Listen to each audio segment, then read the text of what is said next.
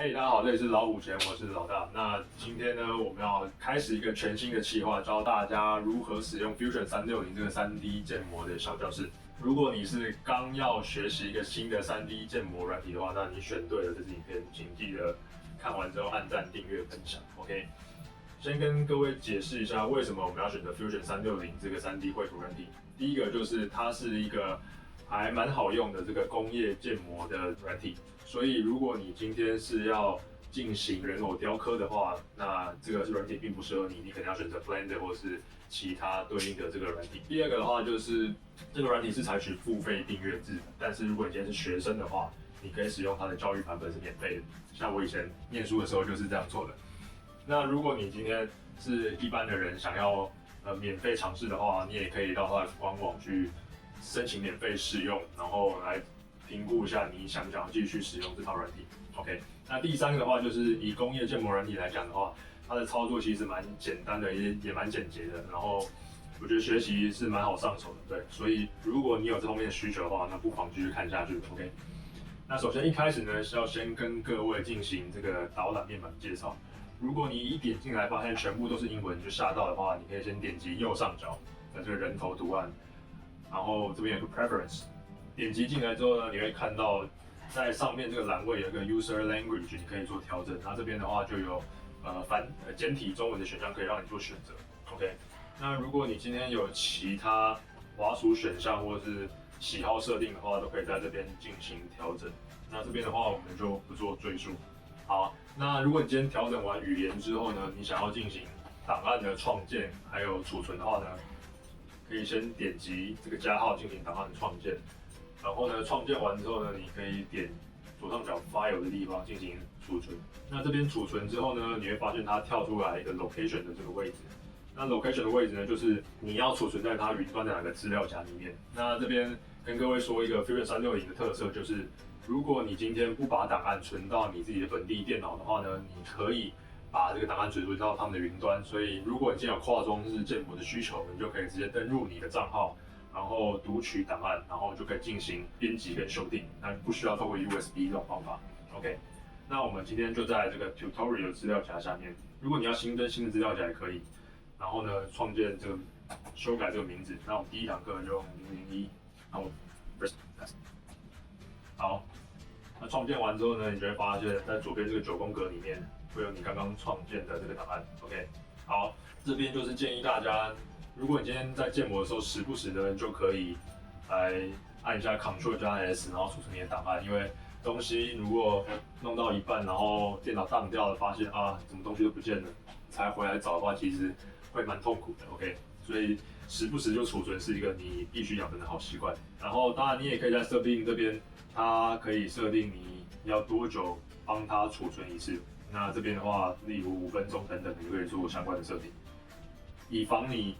画图画得太开心，然后最后面却什么东西都不见了，对。然后再来的话，就是你可以看到左边这个 Design 的这个按钮，按下去之后，它有很多不同的选项。那这边的话，就是另外一个 Fusion 360强大的地方。它除了可以做3D 建模之外呢，它也有一些组装、渲染，然后动画模拟，然后或者是这个力学的模拟，或者是 CNC 加工的这个档案的产生，然后最后面也有这个2D 工程图的这个绘出的功能。所以基本上你只要学会 Fusion 这套软体，你应该可以在 CNC 方面或者3D 列印方面，都可以有操作性。然后再来的话，你可以发现上面这边的一个栏位呢，有 Solid、Surface、Mesh 等等各种不同的对应你想要创作的这个菜单。那我们一开始初学者呢，基本上从第一个菜单 Solid 菜单开始就可以了。然后呢，我们可以看到左边这个栏位呢，就是你创建的图档呢会显示的这个页面。我们可以看到我们这边有一个 3D 图档，那可以在这个 body 的地方看到你 3D 模型的位置，然后你也可以在下面 sketch 的地方看到你刚刚创建草图的位置。OK， 那如果你要显示的话，就是当然把眼睛打开，那不要显示暂时关闭的话，就把眼睛关掉就好，它不会不见。再来的话就是3D 绘图软体最需要知道的就是它的移动还有旋转。那首先一开始呢，先教大家怎么移动你的3D 图档。这边的移动是视角的移动 ，OK。那如果你是使用滑鼠的人，你可以先点击你的滑鼠滚轮，然后你可以发现画面中间的手亮起的蓝色光，那这边就是可以开始移动的意思。如果你今天不是用滚轮的话，你也可以先左键点击这个手，然后再左键点击你的画面，也可以进行移动。OK， 那再来的话，学会移动就要学会旋转。那旋转的话有3种方式，第一个方式就是一样点击滚轮的同时，再加上你的 Shift 键，你就可以为你 3D 图档进行旋转。OK， 那一样第二个方法就是你点击下面这个 Orbit 旋转的按钮，然后呢，可以让你的图档进行3D 的旋转。OK， 那第3个呢，就是你可以发现右上角有一个立方体，你可以点击这个立方体的任何一个地方，然后一样进行旋转。OK， 那这是旋转的3个方法。那立方体呢，它其实还有其他的功能，像你点击这个小房子图案，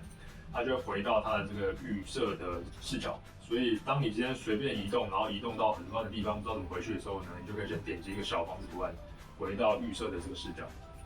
然后呢，回到预设视角的时候呢，其实你也可以点这个，不管是上面啊，或是右侧面啊，或是左侧面啊，或是其他不同的角度，来对你的图案来进行观察或是编辑。OK， 那其实这个是蛮方便的。